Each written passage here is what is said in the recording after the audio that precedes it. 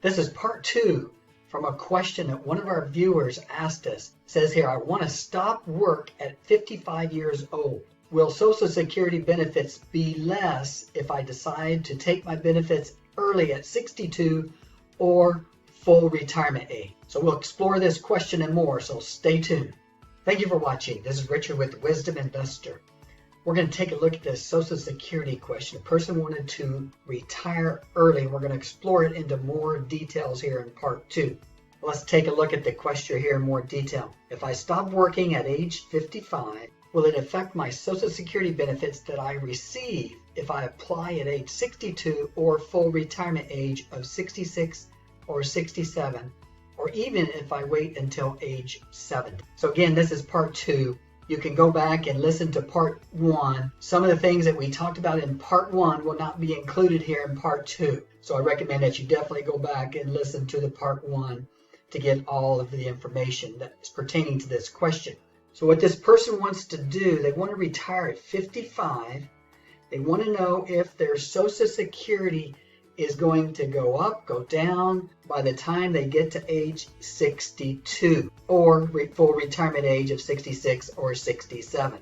They want to know what's going to happen to Social Security from 55 to 62 because they will stop working and no longer be paying in to Social Security. So the first question we need to find out is, what does it take to earn Social Security? How long do you have to work? The minimum you have to work is 10 years to qualify for Social Security. Now, your full Social Security benefit is based on 35 years of working. Here's what this says. Social Security benefits is based on your lifetime earnings. Social Security calculates your average index monthly earnings during the 35 years in which you earned the most. Okay, so we put together a scenario here. This person here has started to work at 20 years old, and they said they want to stop work at 55, and then they want to take their Social Security at either 62 or their full retirement age. So if they start at 20, stop at 55, they've put in their 35 years of work history, lifetime work history. So what I've done here is I've built a work history from the age of the 20s, earned $20,000 per year. In the 30s, earned $30,000 per year. And these are numbers I just made up just to keep the numbers simple.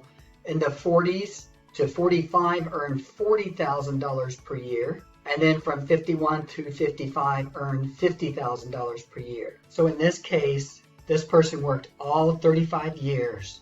And we said you needed to work 35 years, so Social Security calculates your average index monthly earnings during the 35 years in which you earned the most. Here's how the calculations look. Years 20 to 30, $20,000 per year times 10 years, that's $200,000. We did that for each set of years. Years 51 through 55 was $50,000 times 5 years, that's $250,000. So we added that all up, came to $1,350,000 lifetime earnings. We're going to divide that by 35 years. That comes out to a average income over lifetime of $38,571. They're going to use that number to actually figure your Social Security. We're not going to do that on this video. We've done it on other videos and you can check that out. Let's go back to our question here. If he stops working at 55, will this affect his Social Security benefits? Since he's worked 35 years, he's going to stop at 55. His number is locked in. His average lifetime earnings is locked in at $38,000. So this would not affect his Social Security by stopping working for 7 years and then taking his Social Security later. It would not affect his Social Security at all. Now, it is possible his Social Security could actually go up from 55 to 62 due to the cost of living increase that's given out each year, and that's based on inflation. This year, it was 1.3%. The average is 1.5%. Now, let's draw another scenario. Let's just say he says, I want to keep working from 56 to 62, okay? And he makes $60,000 per year for 7 years. If we go back to our 35 years, it says Social Security calculates your average index monthly earnings during the 35 years in which you earned the most. So the key word was the most. So now he had 7 years at $60,000. Those 7 years are going to substitute for 7 years at the $20,000. So they'll substitute, instead of 20 in there, they'll put 60,000. So that makes his lifetime earnings higher. Now he has a base to calculate his Social Security at $44,288. Before it was $38,571. So if he continued to work after age 55, then these earnings here, those last 7 years at $60,000, would replace 7 of the years at $20,000 and therefore give him a higher amount of Social Security benefit whenever he starts to receive it. We're going to look at this situation a different way. Let's say they want to stop working at 55, but they had 3 years where they earned zero income. Maybe they were going to school or had some other things going in their life. So we're going to take a look at the calculations again.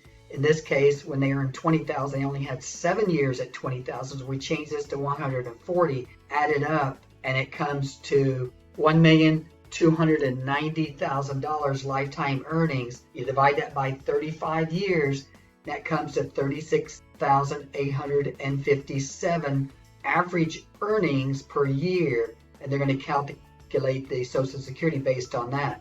Where before, where they worked all 35 years, it averaged out to $38,570. So those 0 years, they're still going to use those years to divide into the lifetime earnings amount. Now, along the same lines here, if that person decided to work 3 or 4 more years, and let's say they made $60,000 for 4 more years, for example, those $60,000 in earnings would go back to replace the zeros, okay? They would go back to replace the zeros. Therefore, the lifetime earnings would be a higher amount. Now back to the original question, if this person had worked 35 years, they're going to have the maximum lifetime earnings based on what they earned.